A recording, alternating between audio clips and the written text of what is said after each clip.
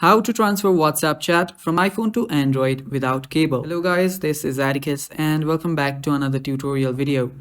In today's video, I'll teach you guys how you can transfer WhatsApp chats from iPhone to Android without any cable.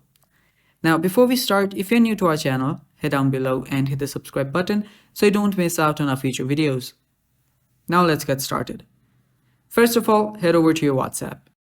After you head over to your WhatsApp, you'll simply need to go to the settings on the bottom right. After you're there, simply scroll down till you find the chats section. You'll see the chats option, simply tap on it. And after you tap on it, you should be able to see a lot of settings. So after you're on the chats section, you will see chat backup. Simply head over to chat backup and here you will need to back up your chats. Simply tap on backup. My backup is in process. So simply tap on backup and after you back it up, you don't really need to do anything. You can simply log in your WhatsApp to your other device and then you can restore everything there. And that is how you can transfer WhatsApp chats from iPhone to Android without using any cable.